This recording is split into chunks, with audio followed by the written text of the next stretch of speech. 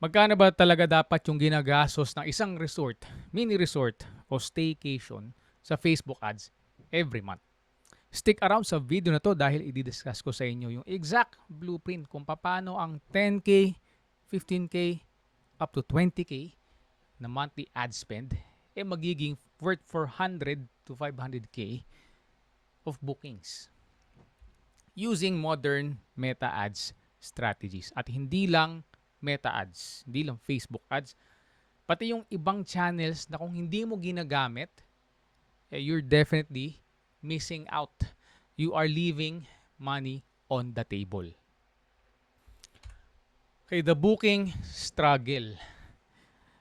Meron kasi yung dalawang type sa Facebook ads. Yung isa yung boosting para sa mga hindi masyadong maalam. Yung isa naman is yung sa Facebook Ads Manager. Na although kung minsan nagwo-work ang boosting, iba pa rin talaga pag yung sa Ads Manager mo dinaan. Kasi ang nakakagamit lang ng Ads Manager usually yung talagang may alam na. Kaya yung likelihood of success mo mas mataas o pagka yung Facebook ads yung ginamit mo.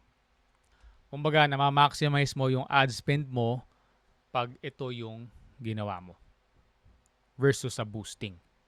Okay? Totoong ads kasi ito. Tsaka, may certain level of expertise para magamit mo yung ads manager na yan. Yung isa is manual organic grind na okay din siya. Kanya lang, believe me, kung hindi naman kalakihan ang resort mo, magastos to sa pera at sa oras. Kasi team ang kailangan mo dyan. Hindi yan kaya ng isa, dalawang tao lang.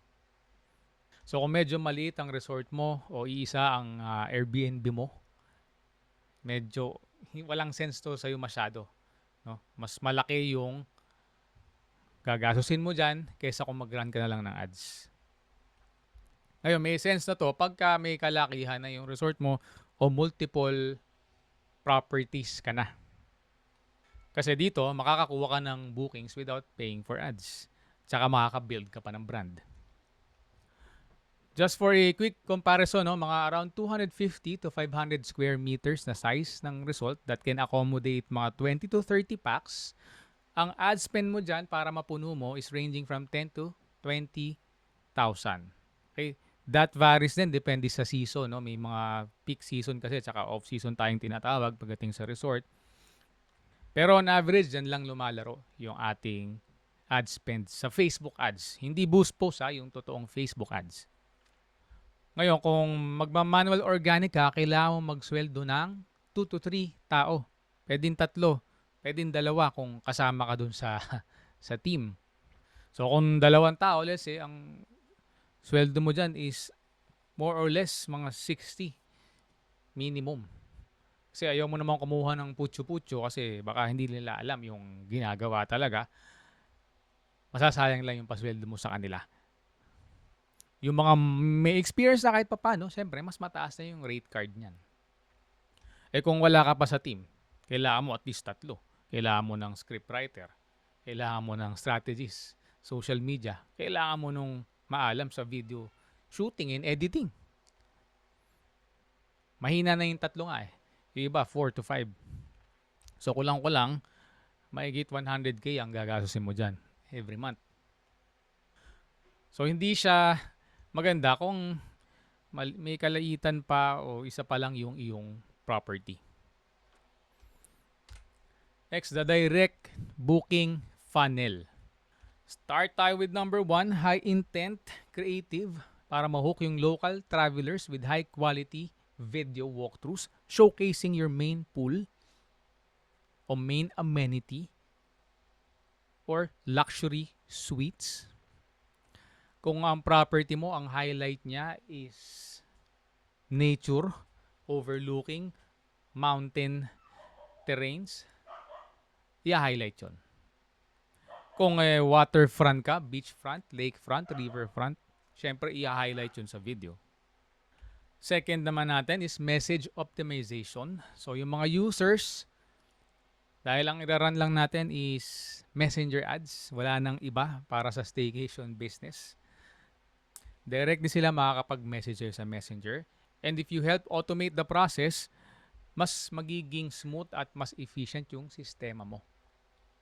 Nang sa ganun, kayo ng chat support team nyo, mas ma-maximize nyo yung time nyo kasi yung mga re-replyan nyo is yung mas mga may intent na inquiries. And you can do that by implementing a chatbot, okay, para naka-automate na lahat. Or ngayon, meron ng chatbots na integrated yung AI.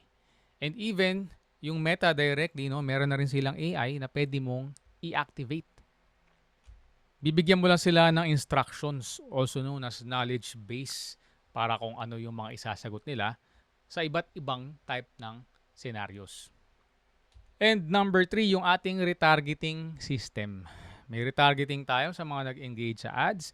At siyempre, may retargeting din tayo para dun sa mga nag-message na sa atin via ads and yung follow-up system. Ano ibig sabihin nun?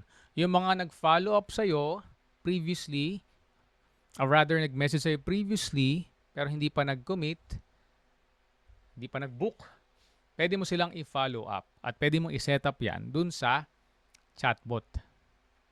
Anong mga chatbots ang pwedeng gamitin? Ang ginagamit ko is UChat, pero okay din, highly recommended din. Si BotCake.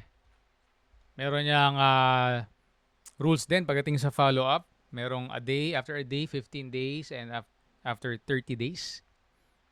Usually, yung mga chatbots na yan, like BotCake, meron na silang mga guidelines kung paano mo gagawin yun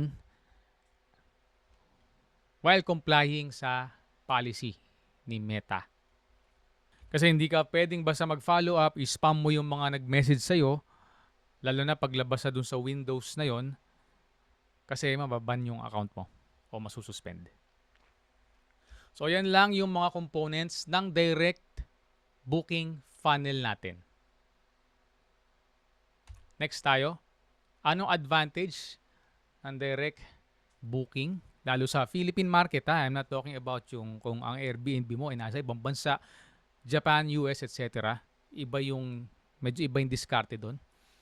So, 70%, almost 75% ng local guests, they prefer direct booking kaysa mag-process sila sa iba-ibang apps, Airbnb, Booking.com, etc.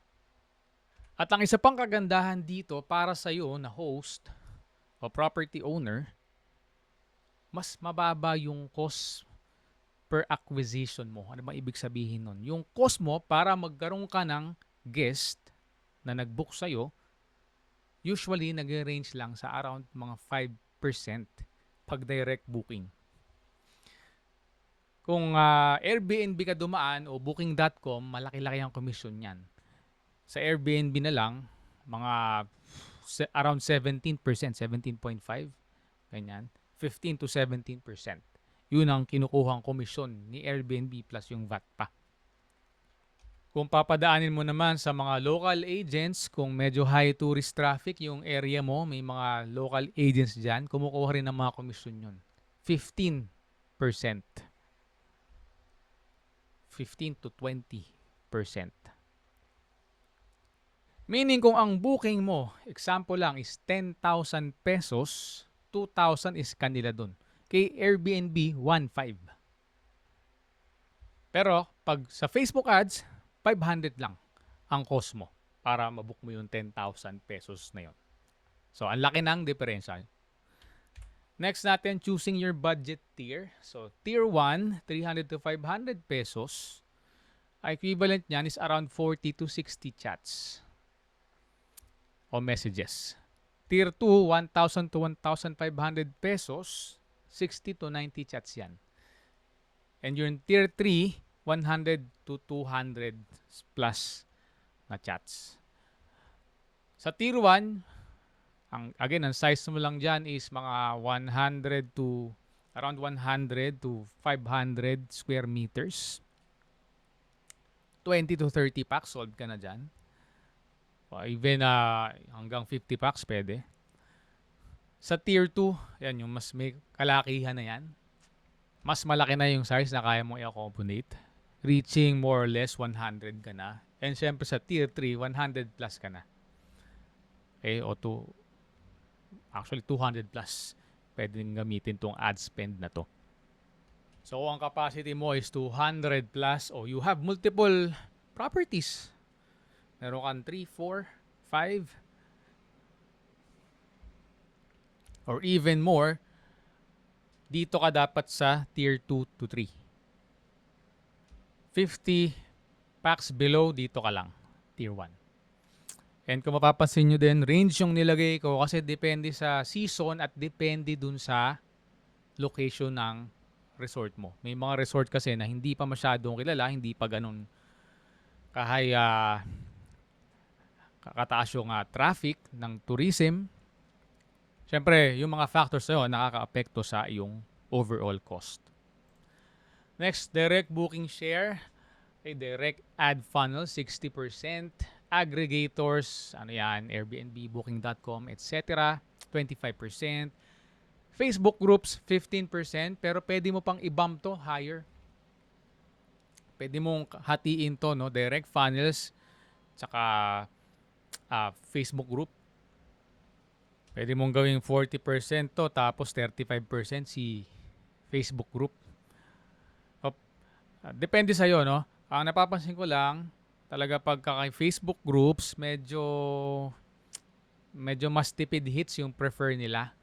So, to be frank, mas gusto kong kumuha ng clients, lalo na pag peak season, using itong Facebook ads.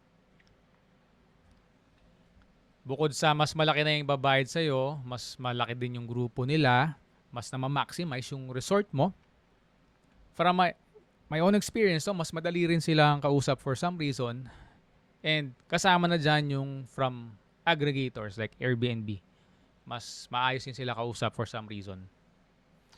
Di ko alam kung ano yung dahilan kung ba't ganon. Pero if you know, let us know sa comment section. Meron ako mga theories pero hindi ko alam kung totoo. So do let us know what you think. Okay, moving on to the next one. Incredible ad spend ROI. So ang 10K mo, again, with the disclaimer, 10K, lagyan natin ang range, 10 to 20K mo, ang gross booking chance possibly is maging 400 to 500K and even 600K, no? Depende sa season. Ganun kaganda yung ad spend. Yung tinatawag nila is ROAS, Return on Ad Spend. Kaya napakagandang business ng Airbnb Resort Staycation dito sa Philippines. Actually, mas tinalo pa natin yung ROI sa US and abroad. At lalo na kung marunong kang mag-advertise, mas mamamaximize mo yung revenue mo. By the way, if you need help with Facebook advertising para sa iyong resort or staycation business, feel free to contact us. We will give you a free audit and strategy. Just use the link sa description box below. To the next one, dynamic booking timeline. Week 1, audit. Analyze previous assets and prepare original experiential video assets. Siyempre, mga walkthroughs, kailangan makaramdaman ng potential guest nyo na na-experience sila yung space or gusto nilang ma-experience yung place. So, andyan na yung mga walkthrough videos. You can also contact mga vloggers, influencers para actually dun sa ipopromote nila, lalo kung may relevant na following siya mga yan, hundreds of thousands and even a million, may reach na doon. Magkakaroon ka ng bookings doon. And pwede mong gamitin yung creative na yun sa yung Facebook ads. Week 2, pwede ka mag-split test kung ano yung magiging winner. Siyempre yung winner, mas magfo-focus ka ng budget doon. Actually, automatically magfo-focus si Facebook ads ng budget doon. And then you just duplicate kung ano yung nagiging winner. Lagyan mo lang ng twist. And then target within 50 kilometer radius. O again, depende sa location mo, no? May mga location, like kunyari, kung nasa Baguio ka, syempre, pwedeng umabot talaga ng 50 or more. Kung ang property mo lang is within Tanay, Tagaytay, you can make it smaller. You can also target by region kung saan sa tingin mo mas maraming nanggagaling na tourist dun sa area kung nasaan yung resort nyo. Okay, so week 3 leads, optimize conversational messenger templates para mas tumaas yung closing rate nyo. May tinatawag tayo na 5-minute rule o also known as speed to lead, na pagpasok ng inquiry, dapat within 5 minutes, masagot mo na siya. Napaka-importante niyan kasi even yung the first minute, pag di mo kagad siya na-replyan, nagda-drop na yung closing rate. Yung chance na ma-close mo siya, lalo after 5 minutes, is drastic na. Mahigit 80%, closer to 90%.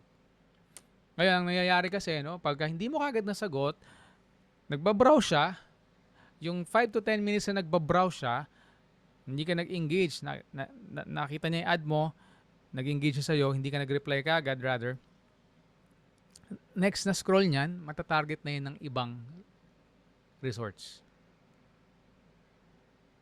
No? Pag dun siya nag-inquire, at yun, mabilis sumagot, mas maagap at mas masikap, mas masipag mag-close yung chat support nila, malamang yun na makaka-close.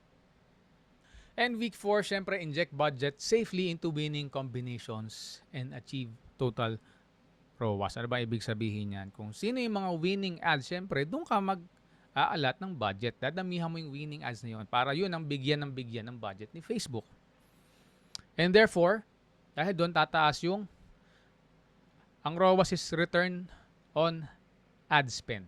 Doon mo ma-achieve yung 10K na ad spend, tapos ang balik sa'yo is 400K worth of bookings. Okay, the scale philosophy para sa mga resort or staycation. You don't need millions to continuously fill your resort.